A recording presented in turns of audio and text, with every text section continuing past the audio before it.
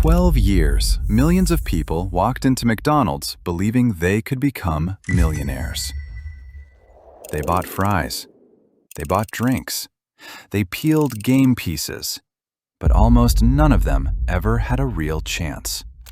Because someone inside the system was secretly choosing the winners. And nobody noticed. Until the FBI disguised themselves as a McDonald's film crew, knocked on a winner's front door, and waited for him to lie. That operation would expose a $24 million fraud, mafia connections, and one of the biggest corporate scandals in fast food history. This is the insane story of how one employee secretly controlled McDonald's Monopoly for 12 years. The game. McDonald's launched Monopoly in 1987. It wasn't just a promotion. It became a cultural phenomenon. People traded game pieces. Families collected them. Millions became obsessed. The psychology was brilliant. You were always one piece away from winning. That feeling kept people coming back. But hidden behind this billion-dollar machine was one dangerous weakness. Every major prize passed through one person, Jerome Jacobson, the trusted employee. Jacobson was a former police officer. Life didn't go as planned. He suffered health problems and financial struggles. Eventually, he built a career in security. He was smart, extremely detail-oriented. Companies trusted him. McDonald's trusted him. His job was simple. Protect every winning Monopoly ticket. Every million-dollar winner depended on him doing the right thing. But greed slowly took over. The loophole. It started with a small experiment. He gave a prize to someone he knew. Nothing happened. Then he did it again. Still nothing happened. Then fate handed him the perfect weapon. A supplier accidentally sent him extra tamper-proof security seals. That tiny mistake changed everything. Now he could secretly open winning envelopes, and he found the perfect place to do it. Airport bathrooms. Every trip looked normal. His auditor followed him everywhere, except inside the men's restroom. He would lock himself inside a stall, open the envelope, take the winner, replace it with worthless pieces, reseal it, walk out, smile. Nobody noticed. He repeated this for years. But stealing winners was only half the problem.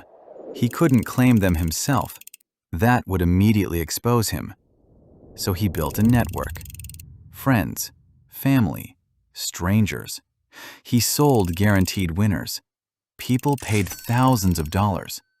Then they collected their prizes. Jacobson collected his share. The operation became a secret business. Then something even crazier happened. The mafia entered the story. The mafia connection. Jacobson eventually met Gennaro Colombo, a member of the Colombo crime family. Everything changed. This was no longer one corrupt employee. This became organized crime. The mafia brought connections, resources, people willing to become fake winners. Entire families started winning huge prizes. Meanwhile, millions of customers kept playing a game that was already decided. The winners had been chosen long before anyone entered the restaurant. The FBI. Then one anonymous phone call changed everything. The FBI received a tip. Someone mentioned a mysterious figure called Uncle Jerry. Agents started investigating.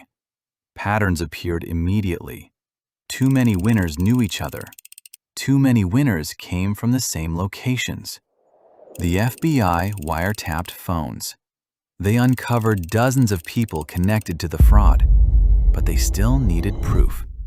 So they came up with an incredible plan. Pretend to be a McDonald's film crew. The sting and ending. Michael Hoover opened his door. He saw cameras. He saw a giant $1 million check. And then he started lying. Every word was being recorded. Weeks later, Jerome Jacobson and dozens of accomplices were arrested. Eventually, 52 people were convicted, and one of the most successful promotions in history collapsed. But here's the part nobody talks about. This wasn't a sophisticated cyber attack. It wasn't genius hackers. It wasn't an impossible criminal mastermind. It was one trusted employee. One mistake. One package delivered to the wrong person. For 12 years, millions of people believed they were one purchase away from becoming millionaires. In reality, the game was already over. The biggest threat to any system isn't always someone trying to break in. Sometimes, it's the person holding the keys. And maybe that's the most fascinating part of this entire story. Not the money, not the mafia, not even the FBI operation. It's the fact that millions of intelligent people were fooled by something so simple. Think about it. Every single customer believed they were participating in a fair game. They trusted the system because the brand was familiar, the restaurants were everywhere, the commercials looked legitimate, and nobody ever stopped to ask a simple question. Who controls the winners? Most of us assume systems are fair because we see them every day. We assume big companies have everything under control. We assume security systems are impossible to beat. But history repeatedly shows us something very different. The bigger the system becomes, the more dangerous one small weakness can be. And often, that weakness isn't technology. It isn't hackers. It isn't outsiders. It's trust. One trusted employee can sometimes do more damage than an entire criminal organization. Because trusted people don't need to break the rules to get inside. They're already inside. Jerome Jacobson understood something that most criminals never do. He understood human behavior. He understood that people trust uniforms. They trust procedures. They trust giant corporations. And he used that trust as his greatest weapon. For 12 years, nobody looked at him as a suspect. In fact, they looked at him as the solution. The person responsible for protecting the game became the person destroying it. And honestly, that's what makes this story so unsettling. Because this isn't really a story about McDonald's. It's a story about every system humans build. Banks, governments, corporations, apps, social media platforms, even artificial intelligence. Every system eventually depends on trust. And every system eventually depends on people. That's why stories like this continue happening over and over again throughout history.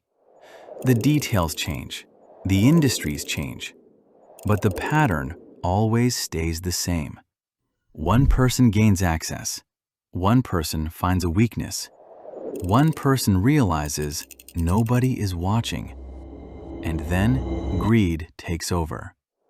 Today, McDonald's Monopoly still exists in some countries under different rules and tighter security measures. But the scandal remains one of the greatest examples of insider fraud ever discovered. Not because it was the biggest, but because it was so unbelievably simple. And maybe that's the final lesson. Whenever a system promises fairness, ask one question. Who is holding the keys? Because sometimes the biggest risks are not hidden in the shadows. Sometimes they're sitting right in front of us. Trusted, respected, and completely invisible. And that's exactly what happened at McDonald's.